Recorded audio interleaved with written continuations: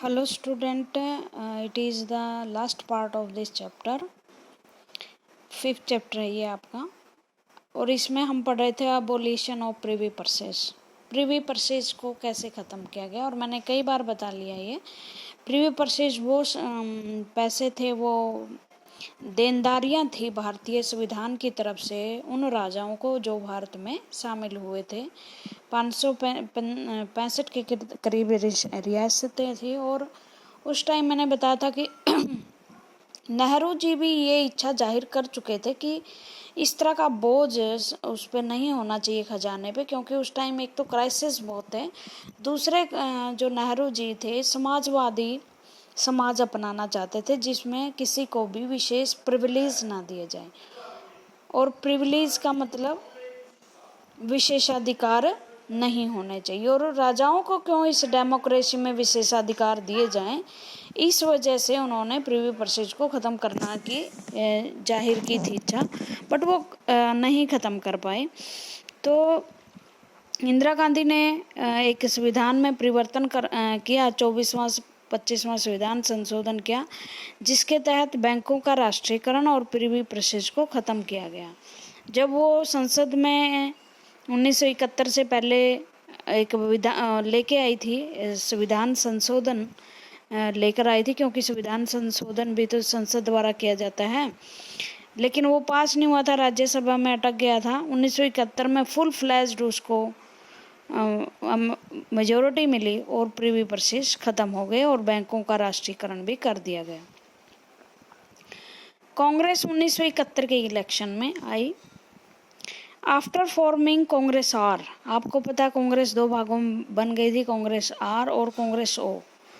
Congress are में वो लोग थे जो इंदिरा का समर्थन कर रहे थे, कांग्रेस ओ में वो लोग थे जो कंजर्वेटिव लोग थे और जिन्हें किंग मेकर कहा जाता था, निजलिंगप्पा वगैरह, वो इसमें थे कांग्रेस ओ में।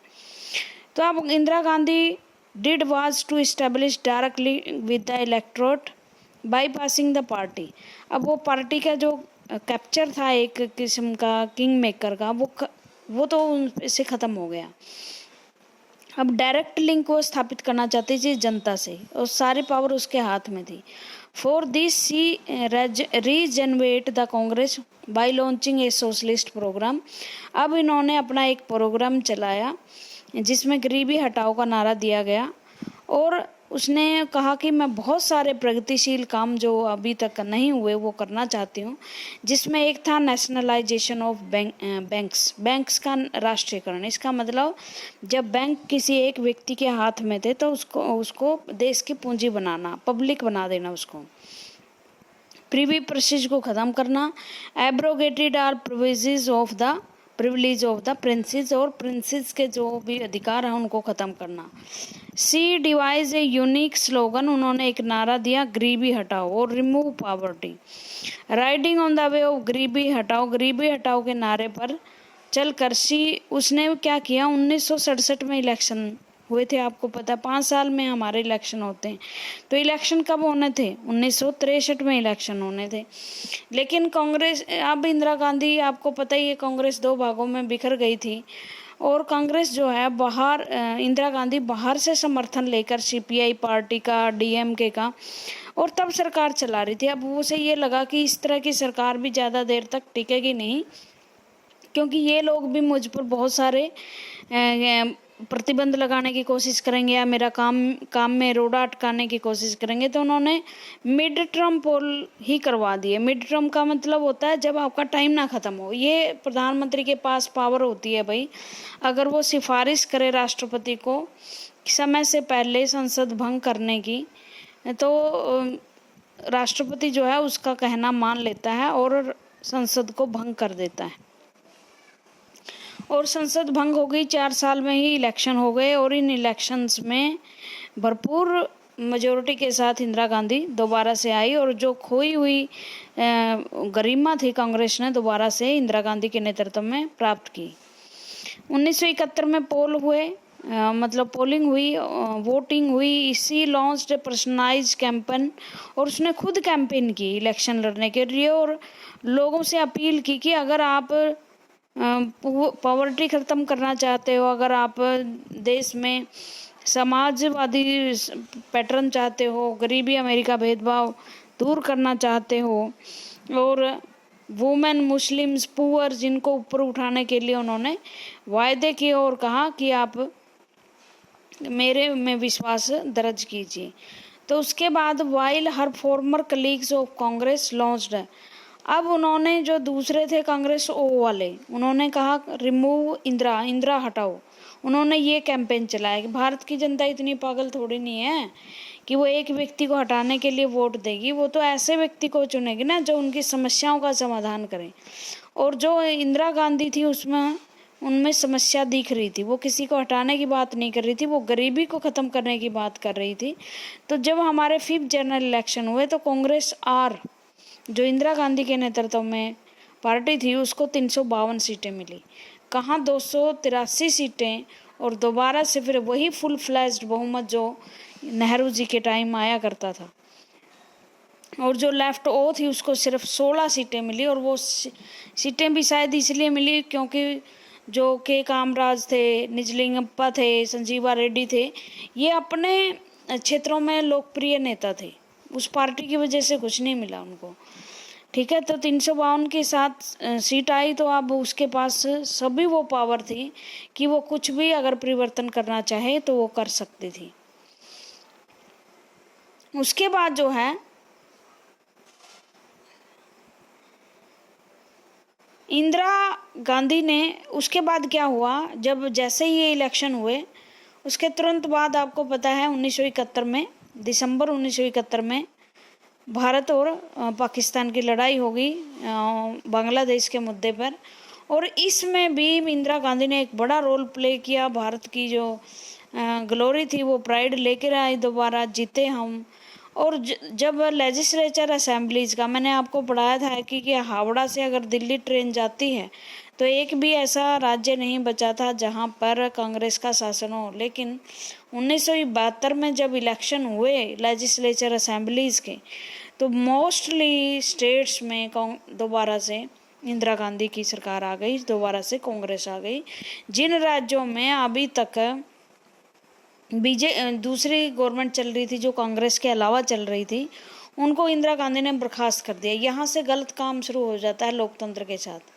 1971 में जैसे ही वो सत्ता में आई तो 9 राज्य ऐसे थे जहाँ पर कांग्रेस के विरोधी गवर्नमेंट चल रही थी। इन 9 की 9 सरकार में राष्ट्रपति शासन लागू कर दिया, इन्हें भंग कर दिया गया कि नहीं, अब वो 4 साल बाद पुरानी थी जब आपने मेजोरिटी जीती थी, लेकिन अब जनता ने मैंडेट दे दिया है, वो इंदिरा गांधी और कांग्रेस के साथ कांग्रेस के लिए चाहती है विचार देना, मतलब कांग्रेस के फेवर में अपना मत दे चुकी है 1971 के इलेक्शन में। और 1971 का इलेक्शन यूनियन गवर्नमेंट के लिए था, ना कि राज्यों की विधानसभाओं के लिए। तो पता नहीं ये कौन सा तुक था, क्योंकि उन्होंने संविधान की नहीं सोची कि 5 साल के लिए लोग मैंडेट देते हैं, मत देते हैं, 4 साल के लिए तो नहीं देते, 3 के लिए तो नहीं देते। और ये गलत चीज़ें हमारी डेमोक्रेसी में हुई कि 9 राज्यों की सरकारों को इंदिरा गांधी ने बर्खास्त कर दिया जहां पर एंटी कांग्रेस सरकारें चल रही थी। और उसके बाद यही काम 1977 में जब मोरारजी देसाई आए, गैर कांग्रेसी बने वो प्रधानमंत्री, क्योंकि कांग्रेस उन्होंने छोड़ दी थी, तो 9 राज्यों में कांग्रेस की सरकारें थी, उनको भी उस सरकार ने बर्खास्त कर दिया था। और ये संविधान का सरासरी उल्लंघन था। अगले चैप्टर में आप पढ़ोगे कि किस तरह से हमारे संविधान की धज्जियां उड़ाने की कोशिश की थी, लेकिन हमारे यहाँ लोकतंत्र की जड़ें बड़ी गहरी हैं, लोग बड़े समझदार हैं, हमने अपनी डेमोक्रेसी को बचाया है। तो विक्ट्री, जब हमने पाकिस्तान पर विक्ट्री हासिल की 1971 में और 10 लाख रेफ्यूजीज थे उनको बांग्लादेश भेजा, वैसे बहुत सारे शरणार्थी भारत में रह गए और भारत के लिए एक बड़ी समस्या आज तक ये बनी हुई है। तो कांग्रेस की जो पॉपुलैरिटी थी वो चरम शिखर पर थी। और कांग्रेस भी कौन सी, कांग्रेस आर 1972 में फिर उसको असेंबलीज के इलेक्शन हुए, ये रहा असेंबली इलेक्शन हुए।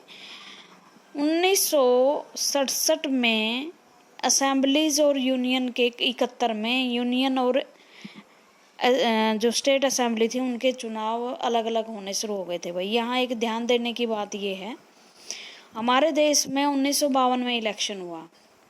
1952 में इलेक्शन हुआ संसद का भी, संसद मतलब लोकसभा का भी, जहाँ यूनियन गवर्नमेंट बननी थी, और राज्यों की विधानसभाओं का भी, स्टेट लेजिस्लेचर असेंबलीज का भी हुआ, जिससे राज्यों की सरकारें बननी थी।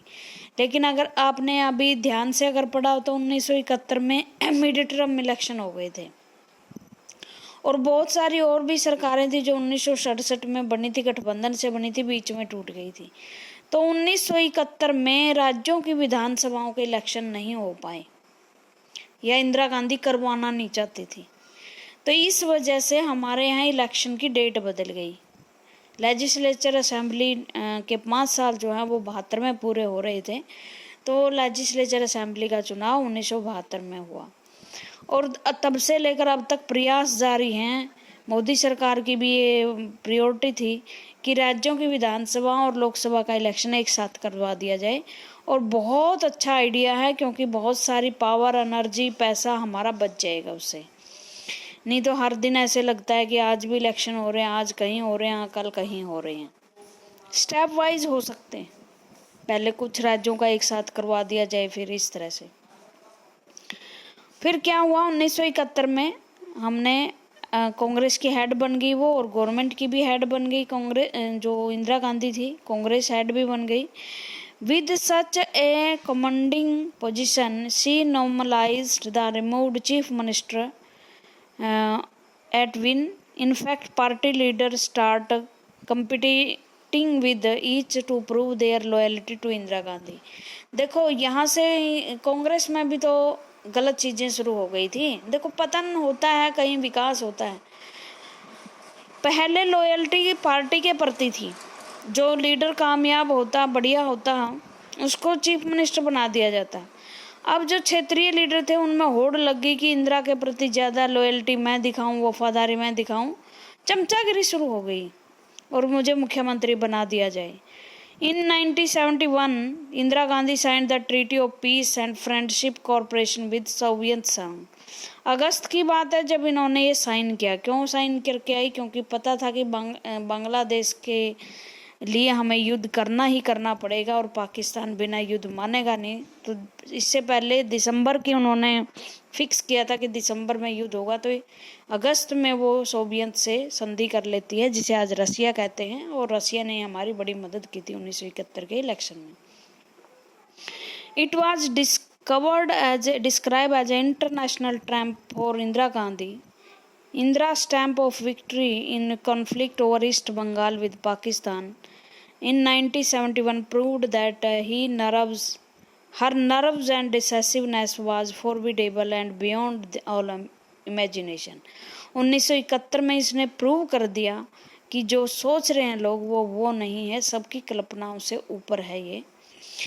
इन 71 election were a clean swap Congress. 1971 का जो इलेक्शन हुआ वो पूरी तरह से इंदिरा गांधी के फेवर में था। सारी असेंबलीज की सीटें 1972 में जो इलेक्शन हुए सब जीत ली, और Indira Gandhi awarded of challenges of her leadership and to monopolistic position in the Congress party। और अब उसको चैलेंज करने वाला कोई नहीं था भाई। अब इंदिरा गांधी को चैलेंज करने वाला कोई नहीं था। ना वो कंजर्वेटिव थे, सिंडिकेट थे, ना ही विपक्ष के नेता थे, ना पाकिस्तान था, और ना ही उसकी कोई दूसरा नेता उतने बड़े कद का था। तो मतलब मोनोपोलिस्टिक पोजीशन हो गई उसकी। मोनोपोलिस्टिक माने एक छत्र, सरकार पे भी पार्टी पर भी।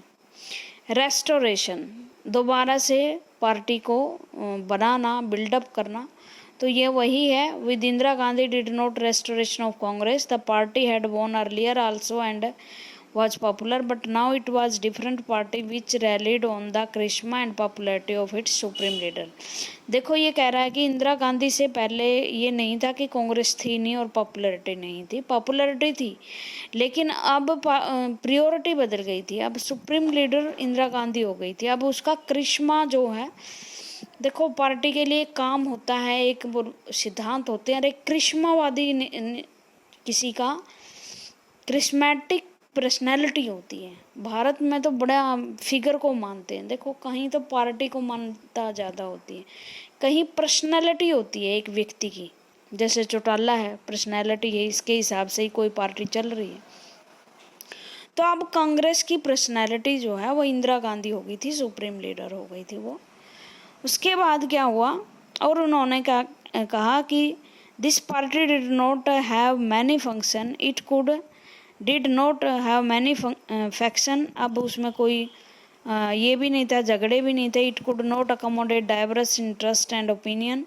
For election it rallied poor women, वो गरीब औरतों, दलित, आदिवासी, माइनॉरिटी, इन सब के लिए के साथ थी। मतलब एक नया तबका वोटिंग के लिए खोजा था। इससे पहले जो ये कैटेगरीज थी, वुमेन, पुअर, दलित, इनकी तरफ कोई ध्यान नहीं देता था, इनकी वोटों को काउंट भी नहीं किया जाता था। लेकिन अब इसने एक नया क्षेत्र वोटों के लिए तलाशा, जिसे मास मूवमेंट कहा जाता है। यहीं से अपलिफ्टमेंट शुरू हुई थी पुअर्स की, आदिवासी की। उन्हें पता चला था कि अपने उनके वोटों की भी कीमत है। Indira Gandhi restored Congress by changing the nature of the Congress system. Despite being more popular, the new Congress could not fulfil the aspiration of the people. इतनी पॉपुलैरिटी होने के बावजूद भी वो मतलब सभी लोगों को सेटिस्फाइड नहीं कर पाई, और ऐसा कुछ हुआ जिससे हमारी डेमोक्रेसी को ही खतरा पैदा हो गया, जो हम अगले उसमें पढ़ेंगे। In 71 electoral contest appear to be loaded heavily against the Congress are.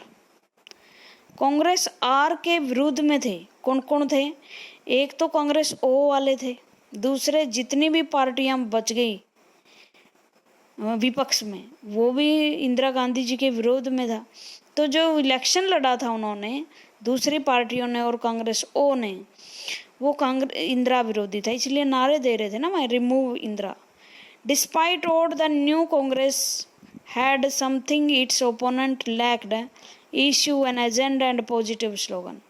मैंने यही बताया ना कि कभी भी भारत की जनता को इस तरह के स्लोगन से आप नहीं मतलब उसका दिल नहीं जीत सकते। आपके पास एजेंडा ही नहीं, आप नेगेटिव बातें कर रहे हो, किसी व्यक्ति विशेष के लिए के विरुद्ध लड़ रहे हो। आप गरीबी को घटाने की, डेवलपमेंट के लिए स्कूल कॉलेजेस की बात नहीं करते, आप उद्योगों की बात नहीं कर रहे। आप वो नारा दे रही है गरीबी हटाओ, आप नारा दे रहे हो इंदिरा हटाओ। तो ये कोई इलेक्शन लड़ने का सही तरीका नहीं होता। दूसरी पार्टियों को भी इसी तरह से एजेंडा पेश करना चाहिए। जैसे अब की बार था, एक्सट्रीम मोदी था। एक तरफ ऐसे चाहने वाले हैं मोदी जी को जो एक्सट्रीम में चाहते हैं, और दूसरे ऐसे हैं जो एक्सट्रीम में नफरत करते हैं। तो किसी की नफरत या किसी की चाहत से इलेक्शन नहीं बनते, काम करने से बनता है। और अब जो है कांग्रेस आर जो है उन्होंने, और उसका जो अलायंस था सीपीआई के साथ अलायंस था, इसने 375 सीटें दोनों ने जीती। कांग्रेस अकेले ने 352 सीटें जीती, 44% वोट मिले, और इस तरह से 16 सीट जो है सीपीआई की थी।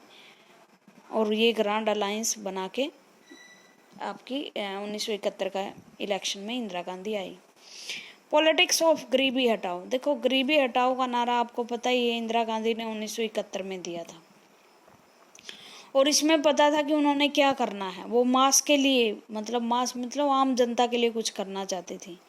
वो चाहती थी कि जो डेवलपमेंट हो, पॉवर्टी कम हो, पॉलिटिकल पावर अगर वो हासिल करती है तो बैंकों का राष्ट्रीयकरण वगैरह के उसने विचार दिए।